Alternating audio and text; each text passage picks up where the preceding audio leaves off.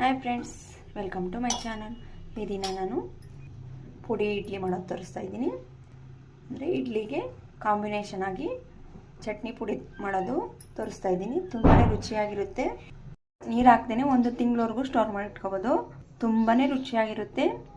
Idli ಮಾಡಿದಾಗೆಲ್ಲ powder ಹಾಕ್ಕೊಂಡು ತುಪ್ಪದ ಜೊತೆ ತಿಂತಾಯಿದ್ರೆ ರುಚಿನೇ ಸೂಪರಾಗಿರುತ್ತೆ. ಆ ಫ್ಲೇವರೆಲ್ಲ ಎಷ್ಟು ಚೆನ್ನಾಗಿರುತ್ತೆ ಅಂದರೆ ನೀವು ಸಹ ಟ್ರೈ ಮಾಡಲೇಬೇಕು. ಬನ್ನಿ ಹೇಗೆ ಮಾಡೋದು ಅಂತ ನೋಡೋಣ. ಹಾಗೆ ನಾನು 1 ಕಪ್ ಆಗೋಷ್ಟು ಹುರ್ಗಡ್ಲೆ ಸೇರಿಸ್ತಾ ಇದ್ದೀನಿ. ಸ್ವಲ್ಪನೇ ನಿಧಾನಕ್ಕೆ ಬೆಚ್ಚಗೆ ಮಾಡ್ಕೋಬೇಕಿದು. ಈಗ ಇದನ್ನು ಮಿಕ್ಸಿಗೆ ಹಾಕೋತಾ ಇದ್ದೀನಿ. ನಂತರ ಇದೆ ಅರ್ಧ ಕಪ್ ಆಗೋಷ್ಟು ಕಡಲೆಬೀಜ ಸೇರಿಸ್ತಾ ಇದ್ದೀನಿ. ಸ್ವಲ್ಪ ಕಡಲೆಬೀಜ ನಾನು ಕಡಿಮೆನೇ ತೊಗೊಂಡಿದ್ದೀನಿ. ಇದನ್ನು ಹಾಗೆ ಪೌಡರ್ ಮಾಡ್ಕೋಬೇಕು. ಹುರ್ಕೊಂಡು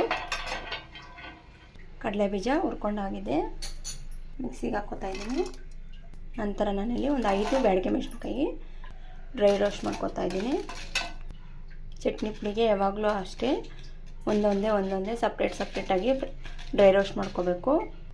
ಆಗ ತುಂಬ ಚೆನ್ನಾಗಿ ಬರುತ್ತೆ ಪೌಡರು. ಆಗ ಇದನ್ನ ಮಿಕ್ಸಿಗೆ ಹಾಕೋತಾ ಇದ್ದೀನಿ. ನಂತರ 1 ಸ್ಪೂನ್ ಆಗೋಷ್ಟು ಜೀರಿಗೆ ಸೇರಿಸ್ತಾ ಇದ್ದೀನಿ. 1 ಸ್ಪೂನ್ ಆಗೋಷ್ಟು ಎಳ್ಳು, ಎರಡೂ ಹಾಗೆ ಡ್ರೈ ರೋಸ್ಟ್ ಮಾಡ್ಕೋಬೇಕು. ಮಿಕ್ಸಿಗೆ ಹಾಕ್ತಾ ಇದ್ದೀನಿ. ನಂತರ ನಾನಿಲ್ಲಿ 1 ಬೆಳ್ಳುಳ್ಳಿನ ಸಿಪ್ಪೆ ಸುಲಿದಿರ ಹಾಗೆಯೇ ಡ್ರೈ ರೋಸ್ಟ್ ಮಾಡ್ಕೊತಾ ಇದ್ದೀನಿ. ಸುಮ್ಮನೆ ಹಂಗೆ ಬೆಚ್ಚಗೆ ಮಾಡ್ಕೋಬೇಕು. ಮಿಕ್ಸಿಗೆ ಹಾಕ್ಕೊಳ್ತಾ ಇದ್ದೀನಿ. ನಂತರ ನಾನು ಖಾರಕ್ಕೆ ಅಂತ ಒಣಮೆಣಸಿನಕಾಯಿ ಸೇರಿಸ್ತಾ ಇದ್ದೀನಿ. ನಾನಿಲ್ಲಿ 6 ಒಣಮೆಣಸಿನಕಾಯಿ ತೊಗೊಂಡಿದ್ದೀನಿ. ಬ್ಯಾಡಗೆ ಮೆಣಸಿನಕಾಯಿ ಕಲರ್ಗೆ ಇದು ಖಾರಕ್ಕೆ ಅಂತ ಸೇರಿಸಿರೋದು. ಮಿಕ್ಸಿಗೆ ಸೇರಿಸ್ತಾ ಇದ್ದೀನಿ. ನಾನಿಲ್ಲಿ 1 ನಿಂಬೆಹಣ್ಣು ಗಾತ್ರದಷ್ಟು ಹುಣಸೆಹಣ್ಣು ಸುಮ್ಮನೆ ಹಂಗೆ ಬೆಚ್ಚಗೆ ಮಾಡ್ಕೊತಾ ಇದ್ದೀನಿ. ಮಿಕ್ಸಿಗೆ ಸೇರಿಸ್ತಾ ಇದ್ದೀನಿ. ರುಚಿಗೆ ತಕ್ಕಷ್ಟು ಉಪ್ಪು ಹಾಕೋತಾ ಇದ್ದೀನಿ. ನಂತರ ನಾನಲ್ಲಿ ಕರಿಬೇವು ಅಷ್ಟೇ ಸುಮ್ಮನೆ ಹಂಗೆ ಬೆಚ್ಚಗೆ ಮಾಡ್ಕೊತಾ ಇದ್ದೀನಿ. ಮಿಕ್ಸಿಗೆ ಹಾಕ್ಕೊಂಡು ನುಣ್ಣಗೇನೆ ಪೌಡರ್ ಮಾಡ್ಕೋಬೇಕು.